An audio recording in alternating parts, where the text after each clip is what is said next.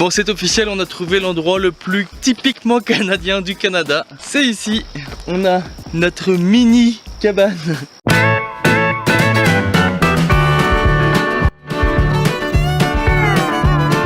Le roi des bûcherons, on m'appelle Lumberjack.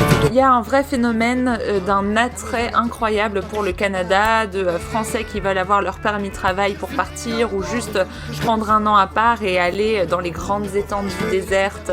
Parce que les Français, le rêve des Français dans la cabane au Canada, c'est les baleines, c'est les grandes étendues, c'est aller dans la forêt. Puis nous, quand on va en Europe, c'est les villes, c'est... Mon rêve, c'est d'aller dans les petits villages justement de la Creuse, parce que c'est tellement exotique.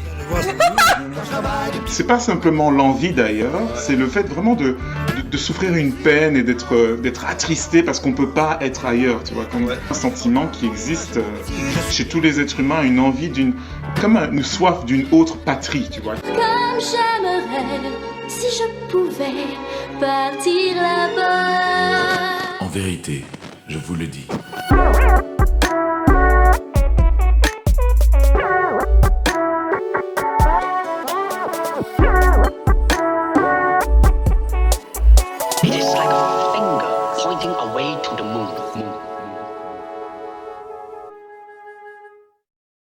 Bonjour chers auditeurs et bienvenue dans Sagesse et Morito. Alors aujourd'hui, Christelle, JC et moi, on a envie de vous embarquer au Canada. Bah oui, parce que c'est bien connu, tout le monde a envie, ou allez, presque tout le monde, au moins une fois dans sa vie, de tout plaquer, de partir pendant un an dans les grandes étendues enneigées, au milieu des jolis sapins avec les loups et puis dans la grande nature canadienne. Et alors nous, on a de la chance avec Christelle et moi, on a comme collègue JC qui nous ravit de son accent exotique du Québec que je n'arrive pas toujours très bien à faire, mais un jour peut-être dans un épisode hors série je vous montrerai mes petites tentatives. En tout cas, c'est quoi cet attrait de la cabane au Canada et qu'est-ce que ça vient nous dire à nous sur notre humanité? Et d'ailleurs JC, il paraît que toi aussi tu t'en es construit une de cabane au Canada. Ouais, en fait j'ai acheté un chalet cet automne, c'est comme une maison là. Que j'ai retapé. Elle était pas mal maganée, comme on dit chez nous. Maganée, je veux dire abîmée, ça vient du vieux normand en passant. Qui était pas mal maganée, puis que j'ai refaite en planche de pin. Donc vraiment le style rustique cabane canadienne. Et oui, pour moi aussi, c'était un rêve. Mais chez nous, c'est assez commun d'avoir un chalet ou d'aller se ressourcer dans les... nous, on dit dans le nord, dans les grandes étendues qui sont au nord de la vallée du Saint-Laurent. Chez nous, même le nord, je me souviens quand j'étais jeune, mon oncle, ma tante avaient un chalet dans le nord. Puis la vallée du Saint-Laurent, c'est très plat. Donc Montréal, pour ceux qui ne savent pas, le Québec, c'est traversé par un long fleuve. Fleuve, c'est vraiment la Seine, la Seine ou la Seine, comment vous appelez ça, vous, à Paris? La Seine? La Seine. Pour nous, la Seine, c'est comme un sous-noir. Un centime. un centime, c'est une scène. Ouais, 15 cents. Donc, non, c'est ça. La Seine est une petite rivière au Québec. Le fleuve si tu compares au Saint-Laurent. Si tu compares au Saint-Laurent, c'est gigantesque. Et donc, la majorité de la population vit dans ce pays-là, dans cette région-là qui a, dans le fond, envoyé toutes les montagnes rugueuses du Canada vers la mer. Donc, quand nous, on va dans le nord, c'est vraiment... Il y a vraiment un point là où est-ce que tu sors de la vallée du Saint-Laurent puis tu te mets à monter dans les montagnes et là, tout est vallonné. Tout d'un coup, c'est des conifères partout. C'est vraiment l'imaginaire que vous avez, je pense, du nord canadien. Pour nous, il y avait vraiment une frontière qu'on appelait les portes du nord. Donc, ouais, quand tu... Tiens, mais tu prouves bien l'attrait généralisé pour le Canada. Parce que même les Canadiens ont envie de rejoindre les grandes étendues, parce que ton chalet se trouve au bord du monde. Ouais, c'est ça. Moi, c'est à 1 heure de chez nous. Moi, j'habite juste à l'extérieur de l'île de Montréal. Puis c'est à 1 heure au nord de chez nous, en voiture, bien sûr. C'est vraiment le bout du monde pour vous. Parce que moi, j'ai pas réalisé que les Québécois, on habitait au bout du monde avant d'aller en Europe. Puis c'est quand on va ailleurs qu'on découvre d'où on vient. Hein? Puis peut-être moi-même, ça me surprenait, comme le narratif chez vous du rêve de la cabane canadienne. Quand dans le fond, chez nous, le rêve, c'est le rêve de la Méditerranée. Pour moi, c'était vraiment une surprise de réaliser que c'est le rêve de plusieurs Français d'aller au Canada. Quand moi, depuis que je suis enfant, c'est mon rêve d'aller en France. Puis c'est le rêve de beaucoup de Québécois d'aller dans la vieille Europe. Puis c'était Parce que pour moi, la France, c'est quoi? C'est les Trois Mousquetaires d'Alexandre Dumas, c'est le Comte de Monte Cristo, c'est Les Misérables, c'est toute la littérature. C'est un peu comme la Bible, tu sais, comme les pèlerins qui vont en Israël pour voir les lieux qui sont dans la Bible. Pour moi, c'est comme d'arriver en France, c'était comme entrer dans un monde qui était seulement accessible par la littérature, par la fiction. Waouh. Fait que c'est un peu comme arriver dans un monde imaginaire. Puis, mais je réalise que l'inverse est vrai aussi. L'inverse pour les Français, il y a un lieu imaginaire canadien. Oui, presque vous, proche du fantasme en plus. Ouais, c'est ça. Puis dans le fond, ce qui vous fait rêver, c'est ce que nous, on prend pour acquis, puis qui est presque sans valeur. Puis nous, ce qui nous fait rêver, c'est ce que vous trouvez comme normal, puis presque sans valeur. Pour moi, les petits villages de France, pour moi, ça me fascine. De villes qui ont... La majorité de vos villes ont été bâties à une échelle humaine.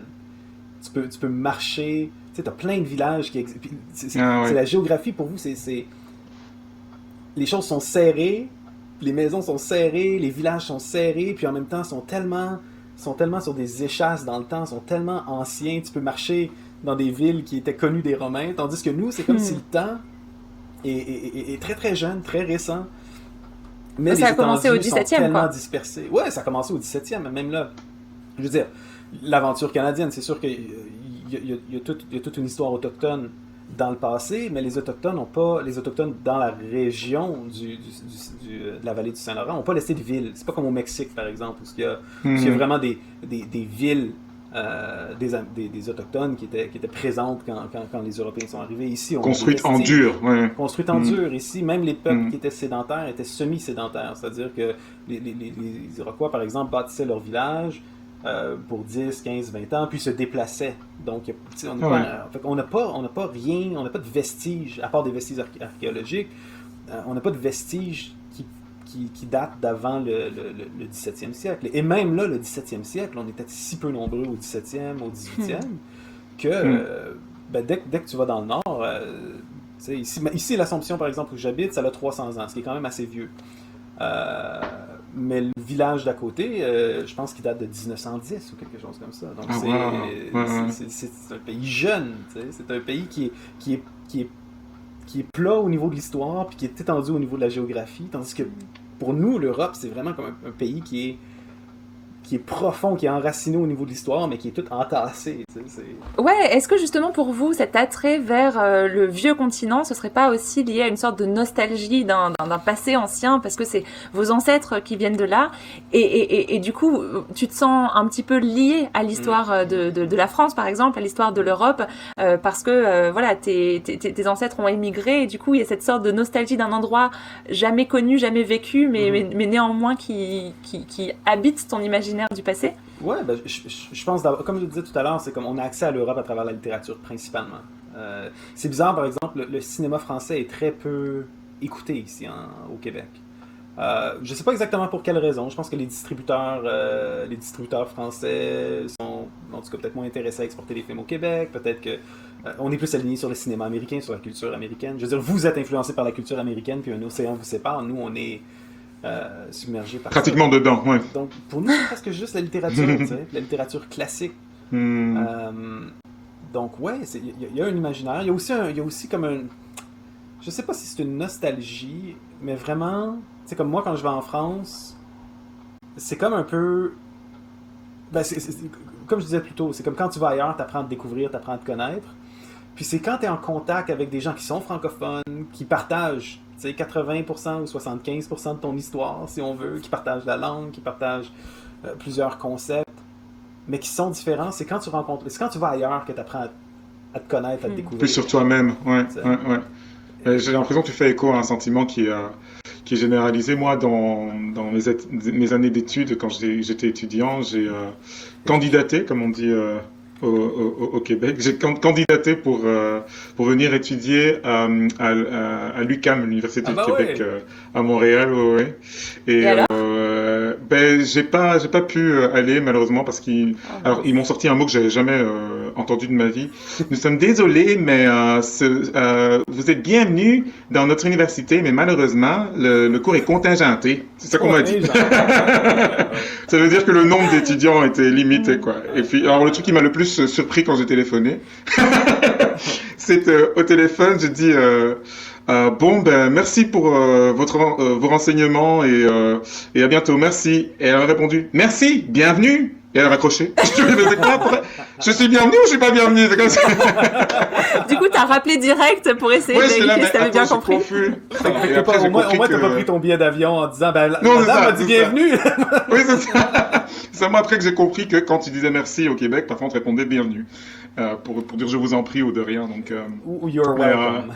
C'est ça, c'est une traduction de l'anglais. Mais c'est vrai que une des choses qui m'avait motivé à candidater pour ce programme, c'était l'idée de me retrouver dans un monde qui est ailleurs. Et puis, je pense de l'autre côté, c'est un truc que tu dis de temps en temps quand on enregistre nos podcasts, JC, c'est un peu l'idée d'un monde qui est comme un monde frère, une civilisation sœur en fait, où il y a des références culturelles qui sont les mêmes, on parle la même langue, on se connaît mieux évidemment parce que, y compris en Afrique francophone, on entend plus parler du Québec que du reste du Canada en fait. Oui. Et donc il y a une certaine proximité et ce désir d'aller découvrir un monde qui est à la fois proche et différent. Et aussi cette envie qui est plus générale, je pense, qui est cette envie d'aller ailleurs pour tous les gens qui aiment voyager. C'est cette envie de découverte, cette envie de voir un monde où la vie fonctionne différemment, où la nature est différente, où les gens sont différents, où les histoires, les récits sont différents. Et bon, mon épouse est allemande. Et, breaking news. Donc voilà, breaking news. Et j'ai dû évidemment apprendre quelques mots d'allemand. Et parmi les mots d'allemand que j'ai appris, il y a des mots qui sont intraduisibles en français. Et toute cette discussion, ça m'amène à deux mots. Il y a un mot en allemand, c'est Fernweh. Et ça vient d'un autre mot, Heimweh, qui veut dire en fait le mal du pays. Le mal du pays, c'est quand tu t'expatries et puis ton pays d'origine te manque, et tu as envie d'y retourner, mais t'es coincé là où tu es. Et Fernweh, ça veut dire c'est le loin en fait, la distance. C'est un peu l'inverse du mal du pays. C'est plus qu'une envie d'ailleurs, parce que V, c'est vraiment quand on a mal au ventre, c'est le même mot en fait. Hein. Donc c'est vraiment, ça évoque la souffrance, la douleur.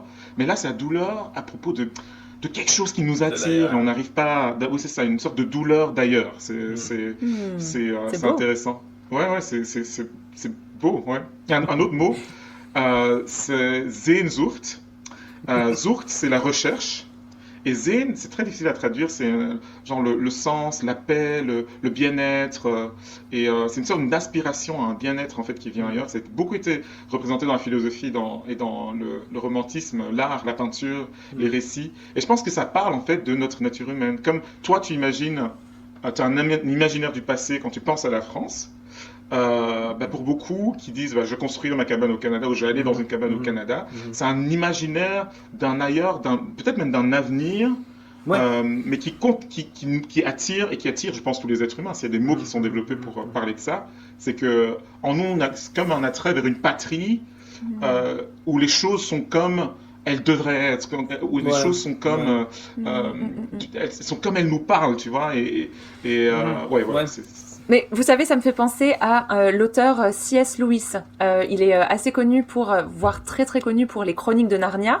Moi, j'avoue n'avoir lu que le tome 1 pour le moment. Il y en a encore plein d'autres. Sinon, j'ai aussi vu les films. Voilà, je confesse. Ouais.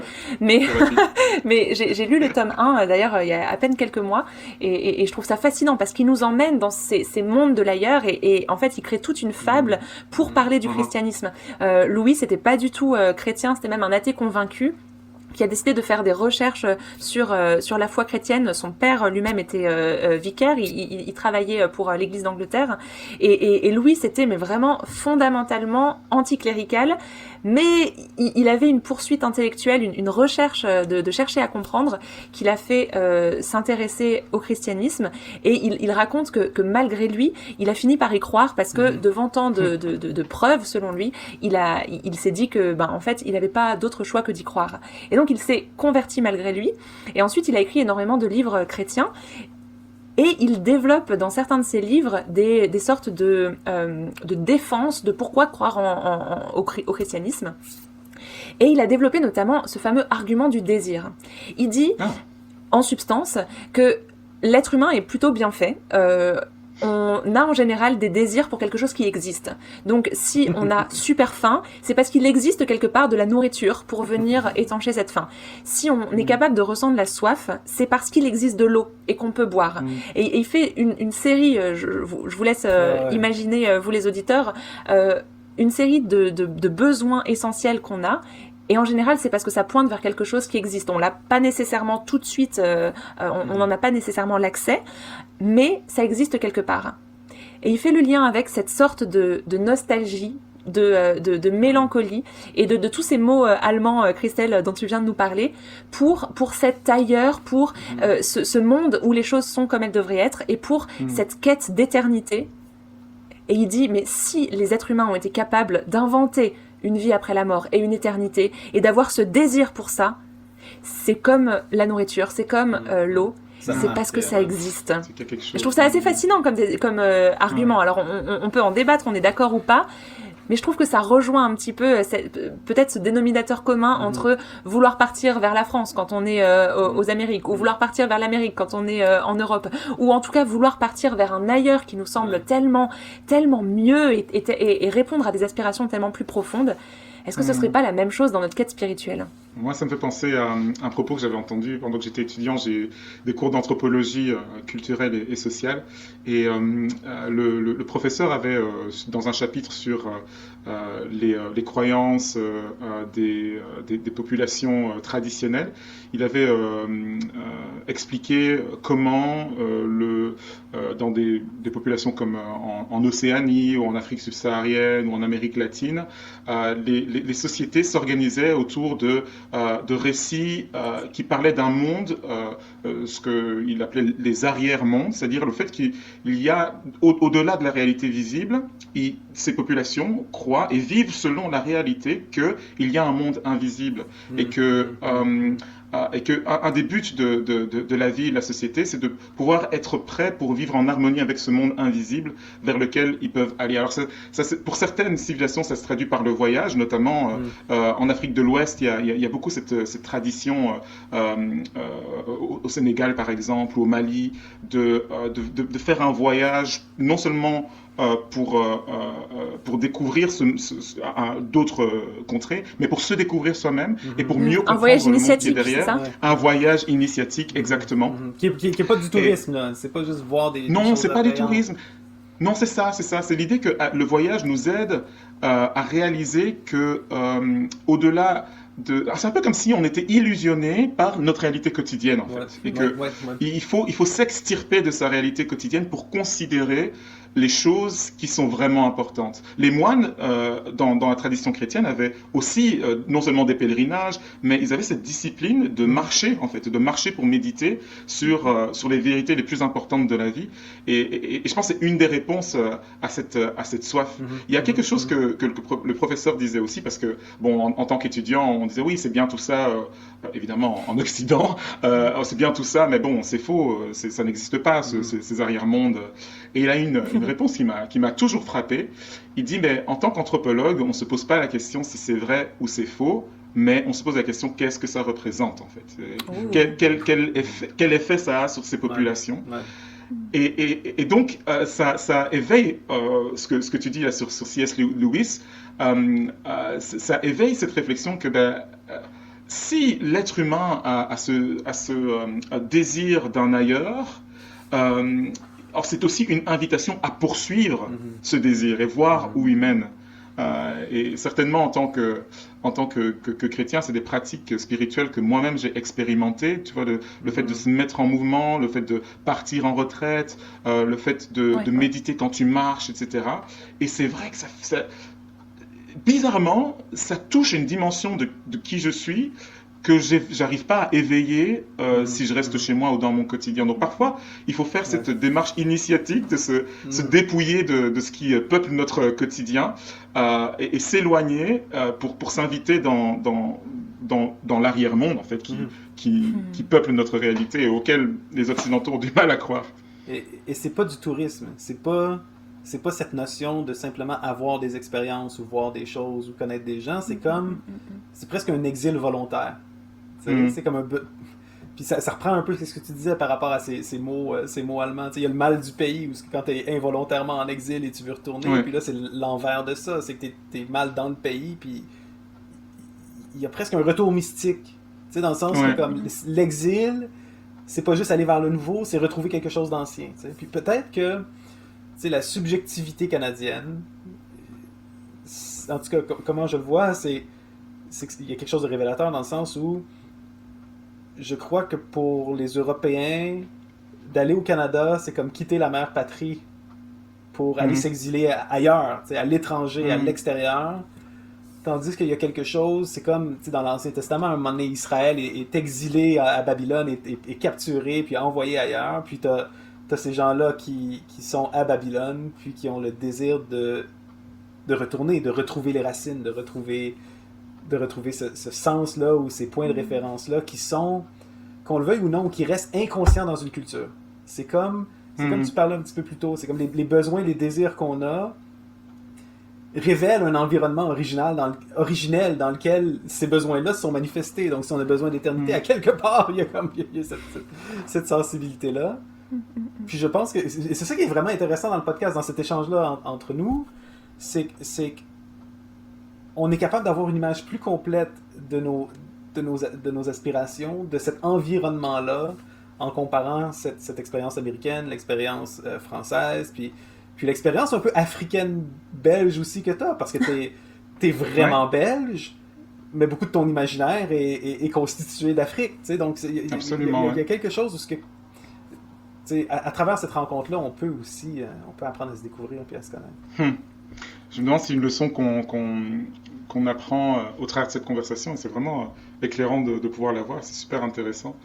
Pour revenir à ce vocabulaire allemand, là, du Fernweh, le désir d'ailleurs, est-ce que c'est pas fondamentalement en fait un Heimweh, c'est-à-dire que Heimweh c'est le mal du pays, mais Heim c'est le home, c'est le chez soi, l'endroit d'où on est, où on appartient véritablement en fait, et que en fait peut-être dans un sens mystique, spirituel, tous les êtres humains ont soif de retourner chez eux, en fait, entre guillemets. Je ne sais pas si vous voyez ce que je veux dire. On est tous exilés. C'est ça, exactement, une sorte de sentiment d'exil, comme si on était constamment appelé vers l'endroit qui est véritablement le nôtre, où on se sent véritablement chez soi, et dans ma tête, ça ne peut pas être ailleurs qu'un endroit où on est connu pour qui on est, en fait. Un endroit où on peut véritablement être soi-même, et... Ouais, enfin dans la sagesse biblique, évidemment, l'être humain a été créé pour être en relation avec son créateur et en relation en paix les uns avec les autres et en relation telle qu'il le faut avec son environnement. Et bon, c'est mis en récit à travers ce jardin d'Éden.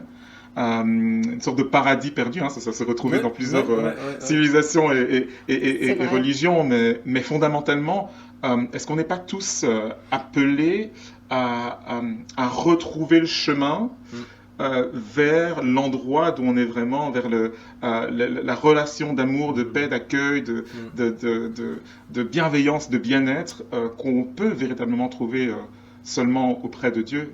Blaise Pascal est très connu pour ce récit de conversion qu'il a eu en s'éloignant dans le désert, justement. Il a encore une histoire de récit.